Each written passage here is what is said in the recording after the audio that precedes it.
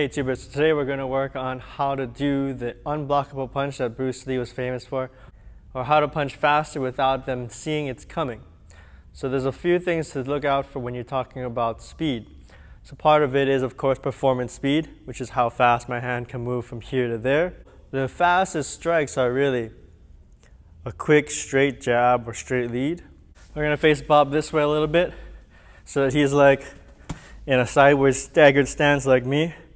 Even though he can't turn his head, he would be facing me in some way. And I have this arm to get around.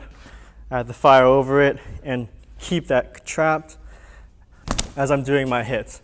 So you'll see this arm kind of move because I'm forcing it down with my elbow like in Wing Chun to get that arm through. Or of course, you can always trap it, but we're not working on trapping today. But you can trap it as well and apply the same snap, but using the trapping hand as well. All right, so like that, using either the back fist or straight punch. And we're doing all simultaneous movement. My feet move same time as my hands. That way I'm not just stepping and making this into like a three-step movement where it's like 1, 2, 3. That's gonna take too much time. 1, 2, 3. It's all one motion. I'm gonna do everything simultaneously.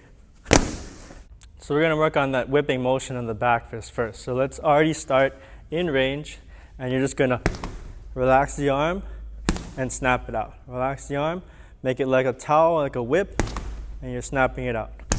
1. And if you do it in the air, you hear that snapping motion? Because actually when I'm whipping, there is a tension at the end and a relaxation. So I tense or I whip to snap it out by contracting my tricep muscle, but at the end of the punch, I'm making a fist, and that's what you're hearing is that the fingers collapse.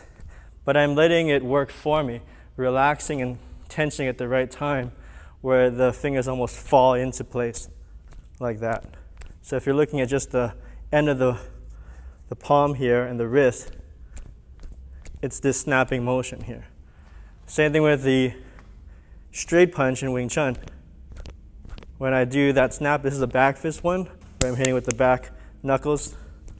And when I hit with all three, or all the whole hand knuckles, it's still relaxed, and I'm snapping. All right, so I'm doing that at the end of the back fist here. So I'm relaxing, and I'm whipping. So after you get that relaxing on the arm, now we can work on the straight punch. The straight punch is very similar. The only thing is now I gotta not just relax the upper arm, because I'm not just flicking it out this way anymore. I'm gonna actually have to lift my shoulder. So the arm from the shoulder to the elbow to the wrist has to be relaxed, and I have to be able to hit without tension. Relax the shoulder, relax the elbow, relax the wrist, and hit out. When you're doing the back fist, you do have to raise your arm a little bit, but it's more of a circular snap this way versus straight in. Right? Back fist versus straight. Straight, back fist. Okay? Those are the two differences. Now if we're talking about distance, if I want to get there as soon as I possibly can, I don't want to do any extra movements like pulling back and then punching. Just do it from where you are. When you don't have the extra movement, it's just where you are, straight out. Where you are, straight out. So relax, keep everything loose, but don't move the arm, only go forward. All right, so that's the perception speed to increase performance speed as well, because you're not moving extra. So now we're doing it from a longer distance. We have to close the distance with the hand moving first and then landing at the same time as the foot. That saves me the most time instead of stepping forward and then punching. Once I land and then punch, I lost time between step and punch. So I want to start the punch outside of range. And then when I end, it'll be in range. Another good way to do this is like pretending your arm is already a sword. If your hand's straight out already and you're just trying to step in, see? I'm already in range right when I landed. I don't have to get in range and then fire. That's a waste of time.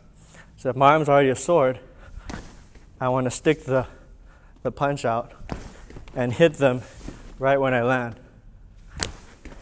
Okay, now of course you're never going to do that for real, but that's just an illustration and an exercise you can do to show that you can land around the same time as your foot lands, because your arm should be extended and that's what you should be ending on. So now we're going to initiate the punch first and try to land at the same time as the foot. So now your hand's going to be retracted and you're going to fire the punch at the same time as you step. I'm almost landing in the air just as my foot lands. So it's almost like someone's pulling you by the arm and you're just going to be guided there.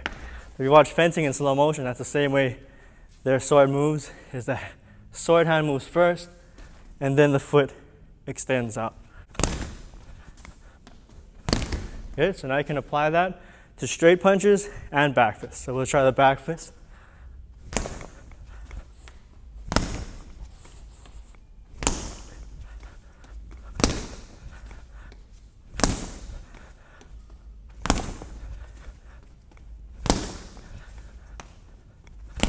Right?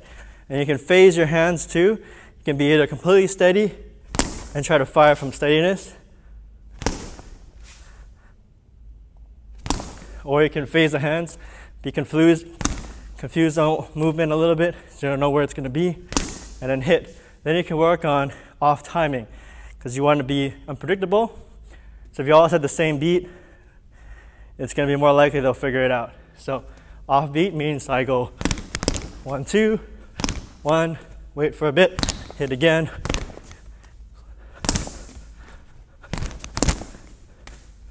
So always change the rhythm.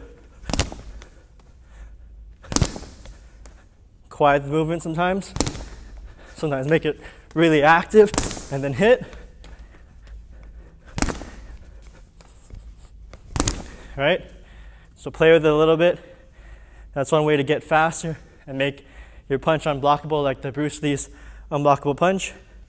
Either for complete stillness, relax the lower arm, shoulder, waist, step in the right time with the foot, and move together in one motion. All in one motion. Relax the whole body and just fire it out. Completely free.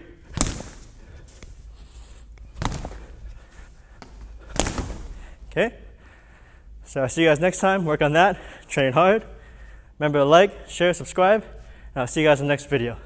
For members, check the community tab often, because we're going to probably have a follow-up video with more details on how to do that snapping towel movement exercises for gaining more power and speed, as well as that footwork movement. We'll slow it down in slow motion to show the timing of our movement. Okay? So I'll see you guys later. Train hard.